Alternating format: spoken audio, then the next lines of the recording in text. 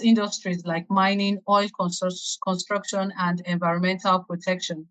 And it is also divided into specialized fields based on the application. So what this means is that if we're applying geophysics in the environment, we can call it environmental geophysics. If it is for exploration geophysics. If it is for engineering, we can say engineering geophysics, as the case may be. So depending on the field that you're applying that geophysics to, solving a particular problem, you can create a niche in that area. In fact, we have what we call photonic geophysics now. This is used, the use of geophysics for various photonic activities, just to identify various crime scenes and all. We also have archaeological geophysics, the use of geophysics for archaeological studies, and so on and so forth. And this is just an explanation of what I was trying to say.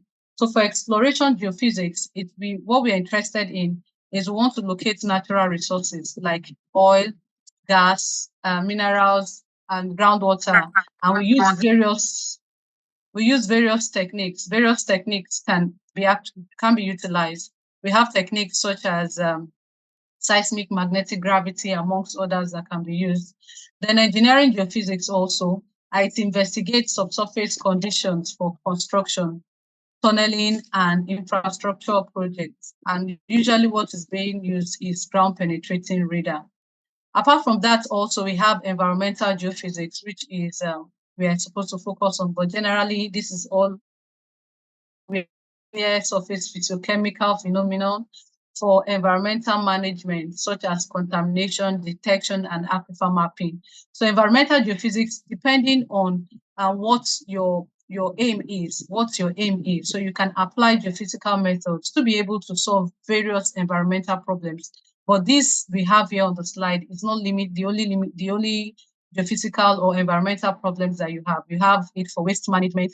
You can use it for waste management. You can use it for seepage migration. You can use it for a lot of things. As long as it has to do with environment, it's considered as environmental geophysics. Then for archaeological geophysics, it maps buried archaeological features, which are carried out non-invasively using various geophysical methods. We can use magnetometry, that's magnetic method, resistivity, radar, and so on and so forth. In fact, there is this recent investigation by some researchers that have claimed, if you guys are familiar with the pyramids of Giza, that they have used a new method to understudy the subsurface and beneath the Giza Plateau, where the pyramids are resting on, and notice that you have piles of beams of pipes down to a depth of about maybe 1 kilometer or more. And this was just recently announced, and it's really agitated the scientific community, because people were saying, can we actually have methods that can go that deep?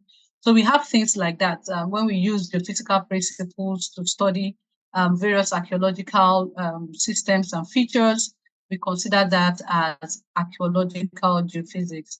Then furthermore, we have hydrogeophysics. So for hydrogeophysics, we have studies groundwater system, hydro water. So we have groundwater system and their dynamics through electric and seismic techniques. Remember, this is not limited. We can also use various techniques, various geophysical techniques, to also study the groundwater system, depending on what the general geological condition of the area is. So what is the distinction between pure and applied geophysics? So for pure and applied geophysics, kindly note that for pure geophysics, we are simply looking at trying to understand the Earth's processes and system as a whole. Whereas for applied geophysics, we want to use our knowledge and methods to address practical problems.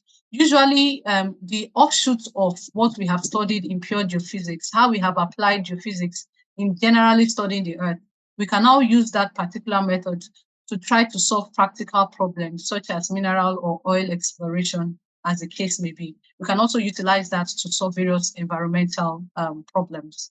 So basically, that is what geophysics is all about. And this is just a simple categorization. And I would want to stop here now. And if you have any question, you're free you're free to. Recording stopped. If you have any question, you are free to ask at this point in time. Any question, class, concerning what we have studied so far?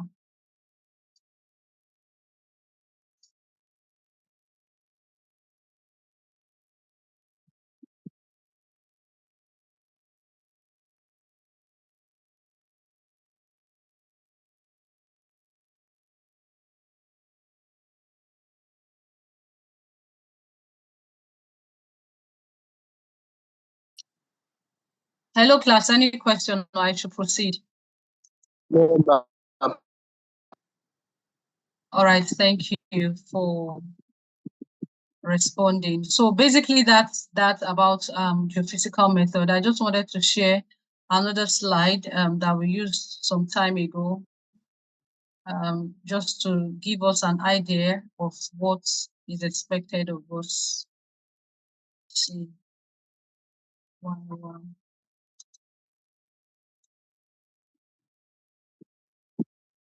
Okay.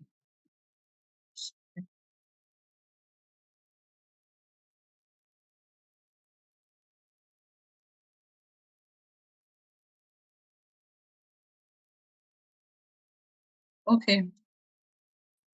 All right. All right. Thank you, King James, for telling me to proceed. So I just want to show you here. If you're seeing my, if you are onto this, you'll be seeing my slide. And so here is another category of geophysics, but I would not want to bore us with that. However, please kindly note that what I have taught you right now should be the guiding factor as to what you're expected to do or present in your exam. So here we have applied geophysics, which is concerned with investigation of the Earth's crust and near surface. It covers everything from experiment to determine the thickness of the crust, to studies of shallow structures for engineering site investigation, exploring for groundwater and for mineral and other economic resources. Okay, so anything that has to do with practical problem solving, we can classify that that method as applied geophysics.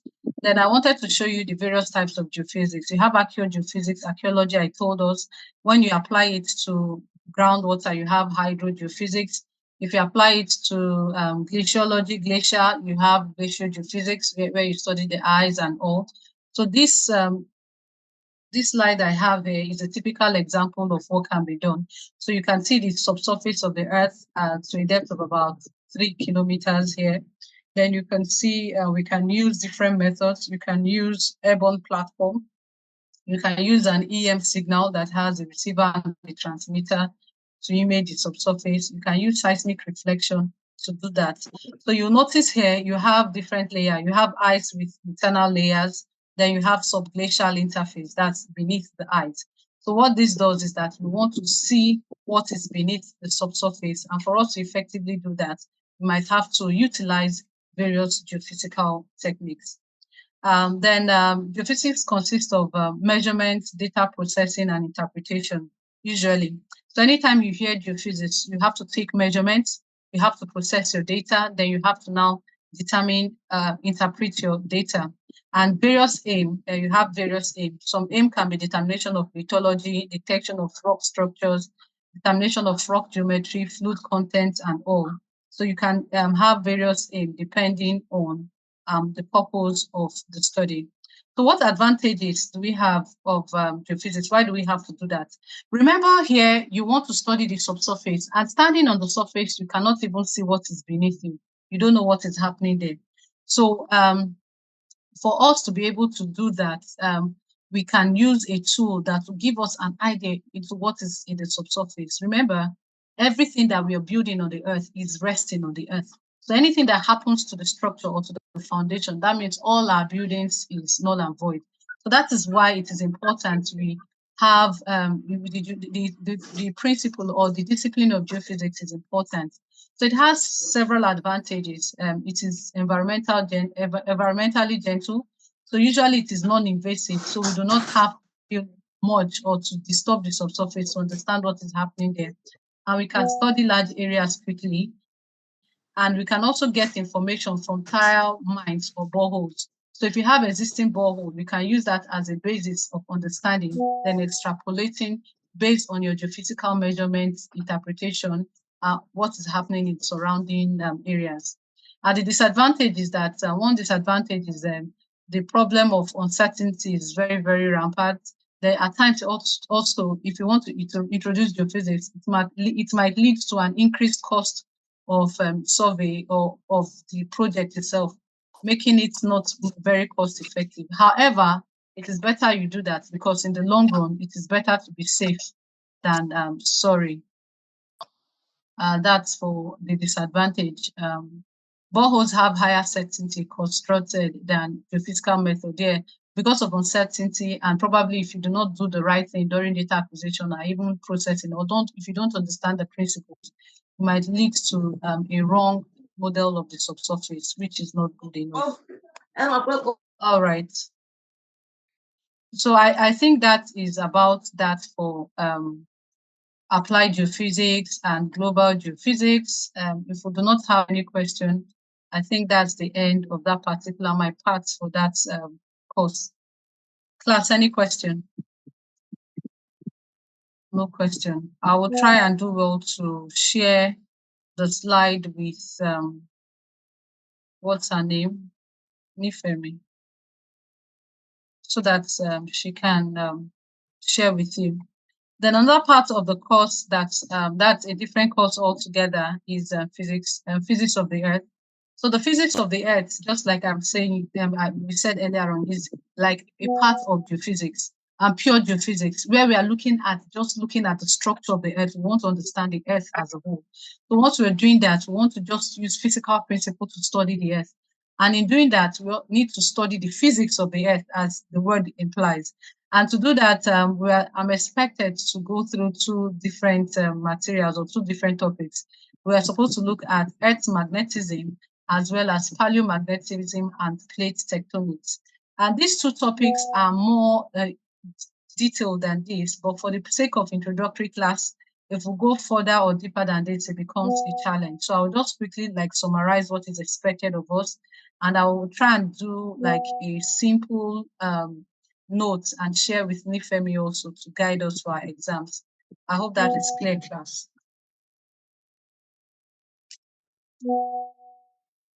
Class, I hope that is clear and you're with me. Yes, ma'am. Yes, ma'am. All right, thank you. So I'll just briefly explain what is expected of us to understand. So when we talk about Earth's magnetic field, remember when we're talking about physics of the Earth, we want to study the physics of the Earth. And physics has different principles. You have magnetism, gravity, you have waves, you have light, you have various branches, you have all of that. So when we're talking about the Earth's magnetic field, what it means is that the Earth has a magnetic field surrounding it. And that magnetic field is generated by the geodynamo in the Earth's outer core. Remember, we have the structure of the Earth. We have the inner core, which is solid, the outer core, which is liquid, the mantle, and the crust. So it is believed that the movement of the outer core, which is molten iron or nickel, once you have, remember your physics, once you have a change in the magnetic field, it results in a creation of electricity. And once you have electricity moving also in the presence of two coil, it generates a magnetic field. So that's like the basis of it. So we have this electrical field being generated as a result of that movement, which induces a magnetic field. So the Earth's magnetic field is, I'll try and in the slide I will show you, I'll try and add some pictures. So you have the Earth and you have something like this. You have something like this. This is the Earth, and you have the magnetic field going from one part to the other. So the parts which you have the northern pole and the southern pole as presented. However, the poles of the geomagnetic poles do not correlate or do not coincide with the Earth's magnetic geographic poles.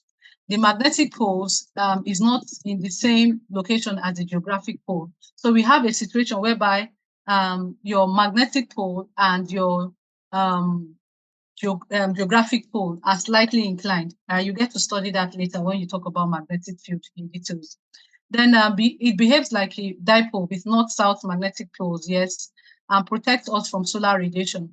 In fact, there is a group of scientists that believe that the recent climate changes that we are having is as a result of the weakening of the Earth's magnetic field, because the magnetic field serves as a shield that protects the Earth from the rays of the sun and other processes in the entire galactical sphere.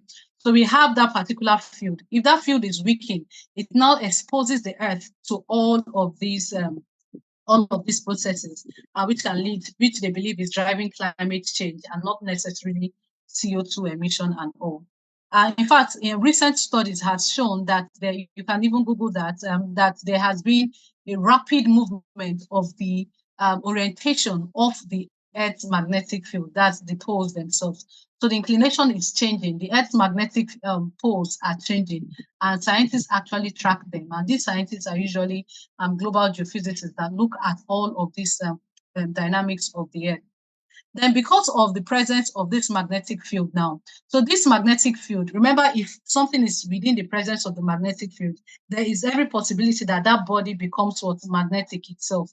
So because of that, we have, because the Earth is encompassed by a magnetic field, And I don't pay, Sha. And I pay for you this. have a situation, you have a situation whereby the magnetic field also, some rocks already have magnetic characteristics, and we have different types of rock magnetism. We have paleomagnetism, we have ferrimagnetism, we have residual magnetism, and so on and so forth. You get to study that later on. So for rock magnetism, we are basically studying the magnetic properties of rock. And in studying this, we have different types of magnetic properties. We have diamagnetic, paramagnetic, and ferromagnetic. So our focus is on ferromagnetic minerals. That is minerals that themselves have magnetic properties. And because they have magnetic properties, it is more likely for us to pick them up when we carry out our measurements. Then apart from that also, we also look at under rock magnetism, we can also study records past magnetic fields during rock formation and cooling. So we notice that the direction in which rocks or crystals take when they cool down upon emission, maybe from volcanic eruption, gives us an idea of the past history of the magnetic field. As I was telling us initially, I have told us that the orientation of the north and south, that's the inclination or the magnetic inclination or the magnetic north and south, varies over here. Over the Earth's period, there has been a change. And there's no time I would have shown us how that changes over time. So it is important we study all of that, and that comes under rock magnetism. So Earth's magnetic field is there. Then we have rock magnetism also. Class, I hope you're still with me and I'm not talking to myself. Yes, ma'am. Yes, So ma'am. other rock, yeah, thank you very much, guys. So under rock magnetism also, I've talked about paleomagnetism. So this analyzes ancient magnetic fields preserved in rocks to study Earth's magnetic history. So you notice that this also falls under pure geophysics or global geophysics, because we just want to have an insight of what had happened in the Earth before.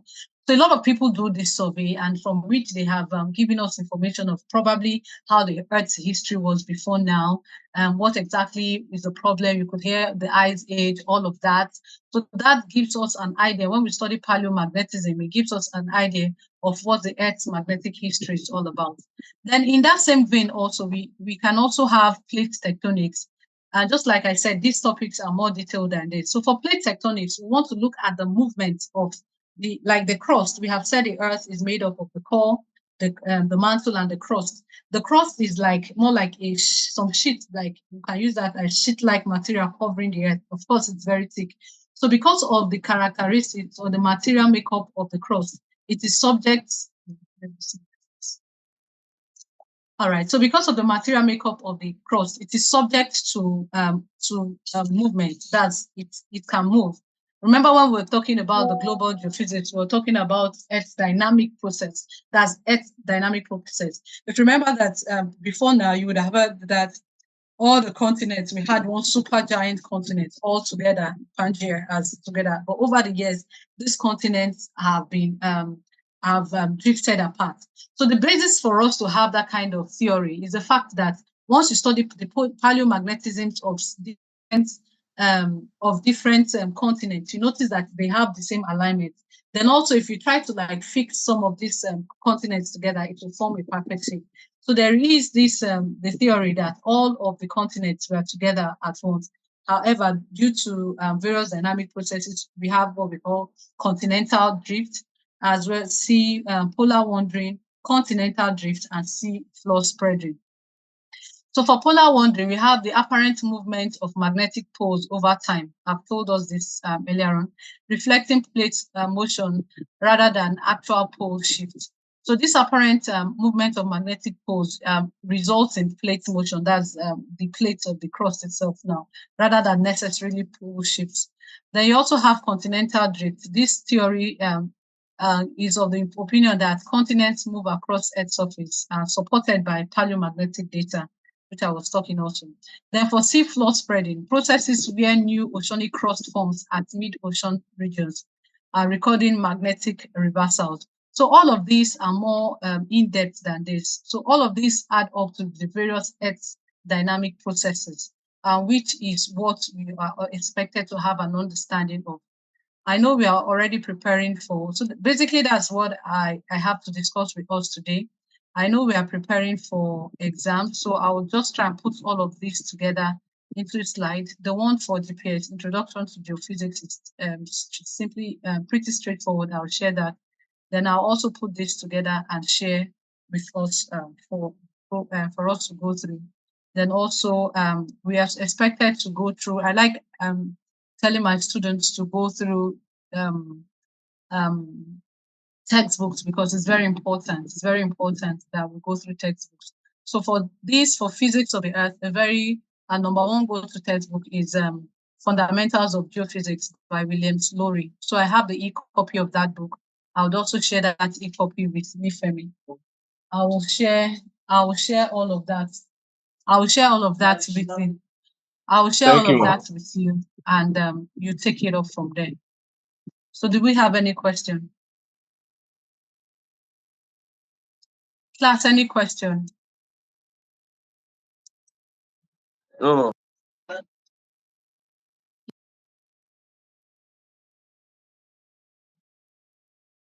Oluwatosin, you want to say something?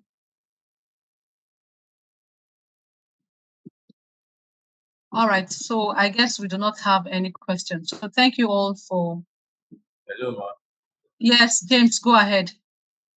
I just want to ask, that, please, do you have any past question on physics on the earth? Okay, so for physics of the earth, the past before now, we don't take this course at 100 level. Okay, we don't take this course at 100 level. We take it at that should be physics of the earth. I think 300 level or so. Yeah, 3 to 4. Yes, that should be 3 to 4 physics of the earth. 3 to 7 physics of the earth. So what we have for that, the materials you have for that is not in line with what we have for your class. So there we have it's a theory-based exam. It won't be a multi-choice or a German question. But for your own test, for your own exam, it's either we're doing a multi-choice question or a German question, as the case may be. So we don't have. So you are the first test that will be teaching physics of the earth at 100 level. So I'll need you guys to study more. Thank you, ma'am. All right. But for my part, it should be direct. Just understand, you can ask what is paleomagnetism, what is seafloor spreading, what are the various processes of the earth, things like that. So the various things concerning paleomagnetism, you should have a good grasp of it. Rock magnetism, what is the source of the earth's magnetism, and so on and so forth. Is that okay? Yes, ma'am. Thank you, ma'am. All right. So any other questions? Hello, ma'am. Yeah, Chidera, I can hear you. What's the work of a geodesist?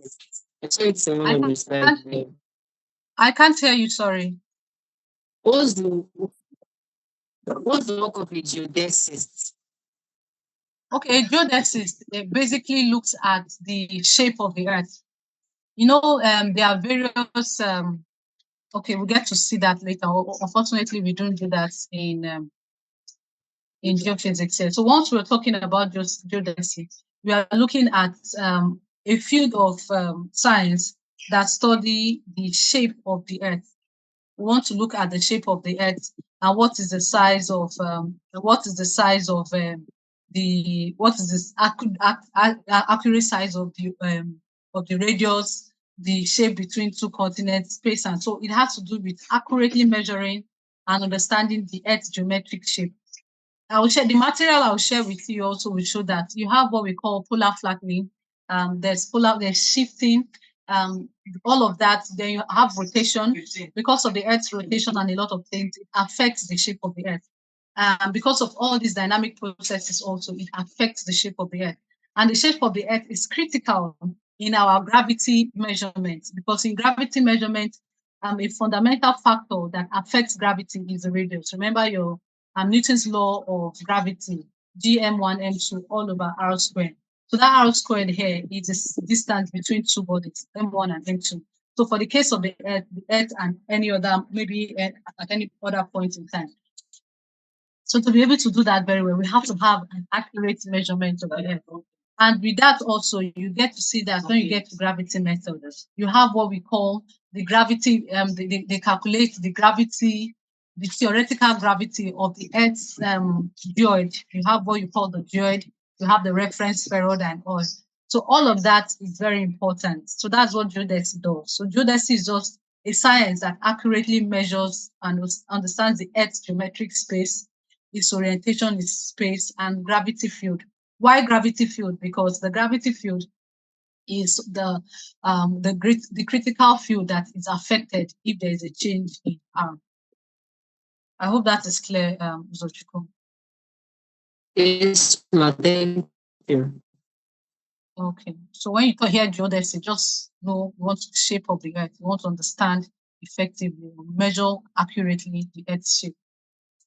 Any other question? Any other question, class? I understand we're already in the holiday mood, so I would like to stop at this point in the absence of no question. So Nifemi, if you're in this class, please follow up with me concerning your materials. Latest by Sunday, you should have them. So if you haven't gotten it by Sunday, please disturb Nifemi. If you disturb her, she will disturb me. If you leave her, she will leave me. Kindly note that most likely your questions will be German questions that's filling the gaps. So make sure you read and read very well. And I sincerely want to appeal to each and every one of us. So please do well to read.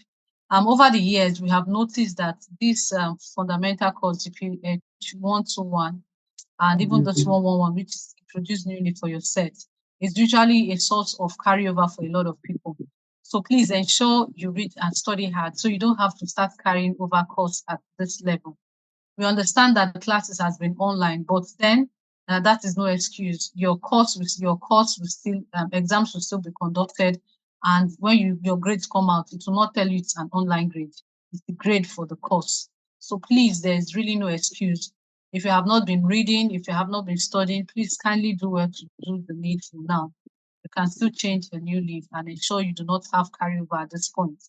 Once you start with carryover, it becomes very challenging to be able to start fixing it. And remember, you are now doing the CC Maths post curriculum. What that means is that unlike others that are spending 5 years, now you are to be spending 4 years. So what all that also means is that all the things you're supposed to do in 5 years have been compressed to 4 years. So there's really no space to even start thinking of having any carryover. So this is just an appeal to each and every one of you listening to my voice. If you have not been studying, please ensure you take up your notes, you take up your materials and study. You have a lot of materials and access to information right now. So there's really no excuse. There's really no excuse. So if you have not been studying, please do well to study hard. And I wish you guys all the best in your exams. Thank you.